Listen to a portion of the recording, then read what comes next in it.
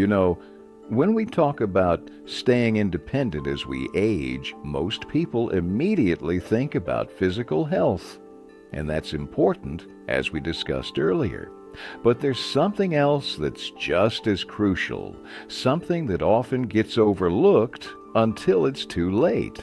I'm talking about keeping your mind sharp and your social connections strong. Because here's the truth. No matter how physically capable you are, if your memory starts slipping or you find yourself feeling isolated, that's when people start saying, maybe it's time to consider assisted living. Well, today I want to share with you how to avoid that trap altogether. Let me tell you about my friend George. At 76, George could still work in his wood shop for hours, lifting heavy equipment without any trouble. But when he started forgetting to pay bills, missing doctor's appointments, and getting confused about his medications, his family became concerned. That's when they started talking about other living arrangements. What George needed wasn't someone to take over his life. He just needed some simple strategies to keep his mind sharp and stay organized. And that brings us to our next two keys to independence. Here's something fascinating. Your brain needs workout just like your body does. But I'm not talking about crossword puzzles or Sudoku, though those are fine. The kind of mental exercise that really protects your independence is what scientists call novel learning, challenging your brain with completely new skills. Try this. Once a week, learn something that feels slightly uncomfortable. Maybe it's using one new feature on your smartphone you've been avoiding. Perhaps it's trying to cook a dish from a cuisine you've never made before. I had a viewer, Rose, who at 82 decided to learn how to use video editing software to make movies of her grandchildren. At first she was terrified of technology, but within months, she wasn't just editing videos, she was teaching her friends at the senior center how to do it too. And here's a bonus tip. When you're learning something new, explain it to someone else later that day. Teaching reinforces what you've learned in powerful ways. This simple habit can help keep your memory and problem-solving skills sharp for years to come. Now, this next strategy might surprise you because it's not about what you can do for yourself. It's about knowing when and how to ask for help. Many of us pride ourselves on our self-reliance, but here's the paradox. The people who maintain their independence longest are often those who've built the strongest support networks. Start small. Maybe it's setting up a weekly check-in call with a neighbor where you trade small favors. Perhaps it's joining a community group at your local senior center or place of worship. The key is to build relationships before you desperately need them.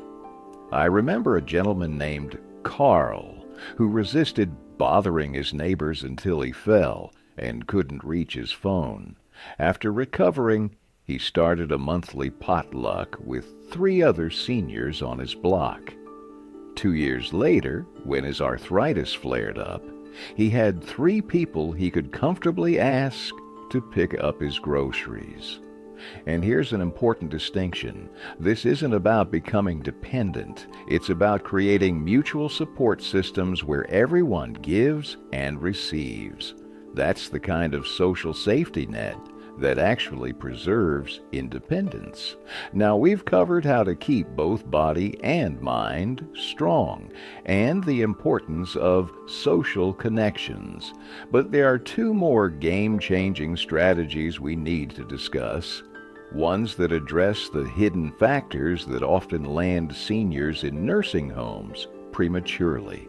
These final pieces of the puzzle aren't talked about nearly enough, but they can make all the difference between thriving at home and being forced to leave it.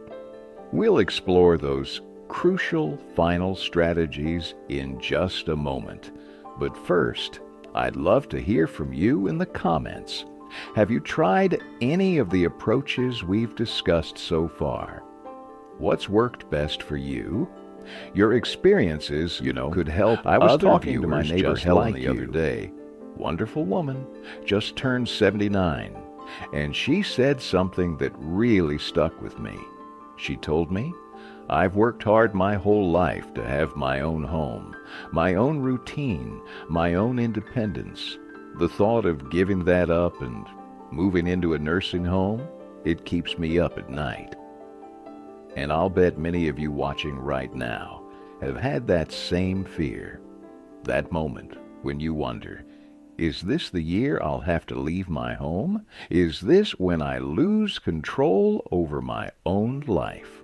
Well, today, I'm here to tell you, it doesn't have to be that way. With the right approach, you can maintain your independence far longer than you might think.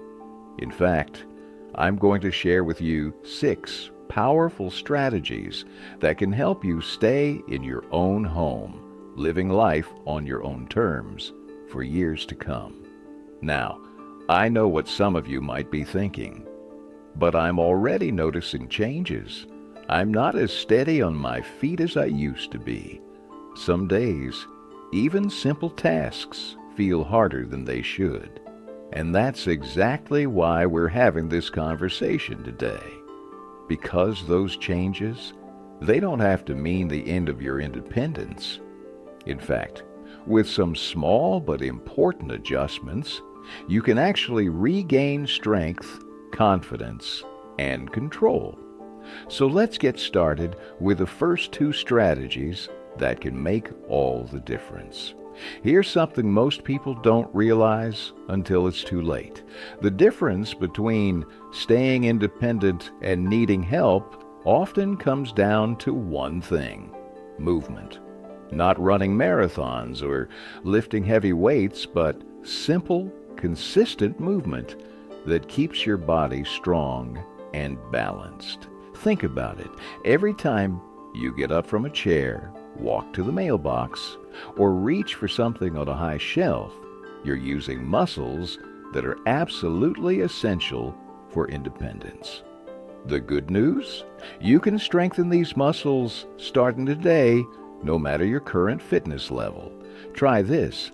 Every time you sit down to watch your favorite show, use the commercial breaks, or if you're streaming, set a timer for every 20 minutes to do 2 simple exercises. First, stand up and sit back down 5 times. No need to rush, just nice and controlled. Second, hold on to the back of a sturdy chair and stand on one leg for 10 seconds. Then switch. These 2 exercises alone will work wonders for your leg strength and balance. I worked with a gentleman named Frank who started doing just these 2 exercises at age 82 after a minor fall scared him. 6 months later, he was back to working in his garden, lifting bags of soil, and even climbing his stepladder to clean the gutters. All things his children had told him he'd have to stop doing at his age. Proving once again that age is just a number. But movement is freedom. Now let's talk about your living space. Many seniors end up needing assisted living, not because they're truly incapable, but because their homes are working against them without them even realizing it. Small changes in your environment can make a huge difference in maintaining your independence. Start with lighting. As we age, our eyes need more light to see clearly. Add brighter bulbs, especially in hallways, staircases, and bathrooms. Install motion-activated night lights that come on automatically when you get up at night. Next, look at your floors. Remove loose rugs or secure them with double-sided tape. Consider putting non-slip mats in the bathtub and near sinks. And here's a simple but often overlooked tip. Rearrange your kitchen so the things you use daily are within easy reach. No step stools required. Martha, a viewer from Florida, wrote to me after she made these changes. She said, "I used to call my son twice a week to come help me reach something or clean up after a spill. Now, I haven't needed to call him for help in months." That's the power of making your home work for you instead of against you.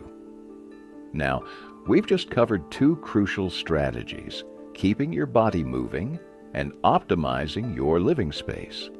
But there's another key piece to maintaining independence that often gets overlooked, and it has nothing to do with physical strength or home modifications. It's about keeping your mind sharp and your social connection strong, because independence isn't just about what your body can do, but also about what your mind can manage and who you have in your corner. We'll dive into that next. There's something I've noticed after talking with hundreds of seniors about independence. The people who stay in their own homes longest aren't necessarily the healthiest or the wealthiest. They're the ones who've mastered what I call smart independence. They know that true self-reliance isn't about doing everything yourself. It's about setting up your life so you can keep doing what matters most to you. And that brings us to our final two strategies, the ones that tie everything together. Let me share a story about my Aunt Clara. At 84, she was still living alone, managing just fine, until one small thing tripped her up. Her medication schedule became too complicated. One missed dose led to dizziness, which led to a fall, which led to, well, you can imagine how that story goes. What's heartbreaking is that it all could have been avoided with some simple systems, the kind we're about to discuss.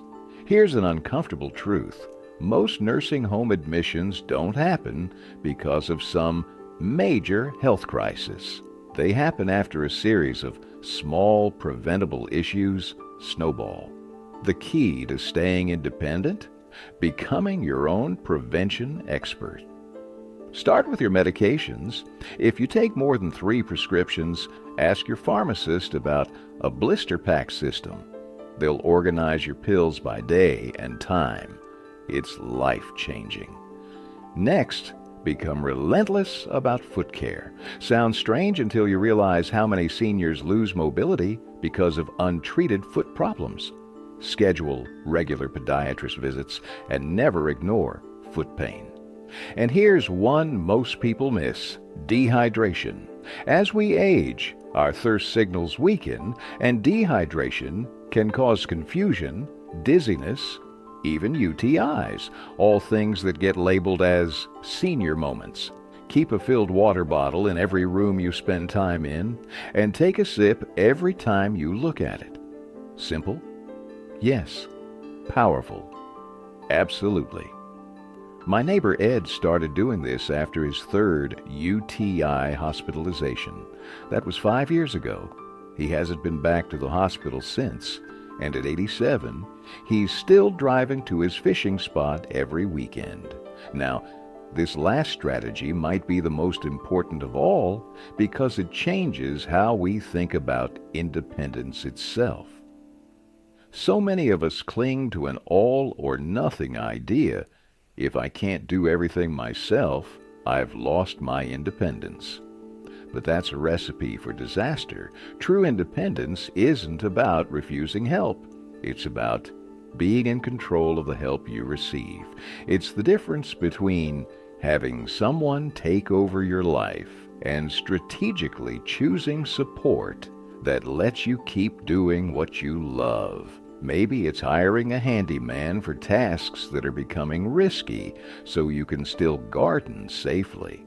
Perhaps it's using grocery deliveries so you don't have to give up cooking, or getting a personal alarm system so you can keep taking your morning walks without worry.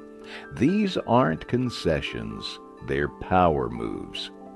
Take my friend Louise. who fought against using a walker until a fall put her in rehab. Now, she's got a sleek red rollator with a basket and seat. Turns out my stubbornness was the only thing holding me back, she laughs. Now I can walk to the park again, and when I get tired, I just sit right here. That's smart independence. So let's bring this all together. Staying independent isn't about denying the changes that come with age. It's about adapting to them with wisdom and strategy. Keep your body moving. Make your home work for you. Challenge your mind. Build your support network. Become a prevention pro. And most importantly, redefine what independence really means. Remember this: every small step you take today is another day you get to wake up in your own home, on your own terms. And that is worth celebrating. Now I'd love to hear from you. Which of these strategies resonates most with your life? What's one small change you'll make this week? Share in the comments below. Your story might be exactly what another viewer needs to hear. If you found this helpful, be sure to like and subscribe for more videos about thriving at any age. Until next time, here's to your health, your happiness, and your continued independence. If you found this video helpful, please like and subscribe and share your thoughts in comments.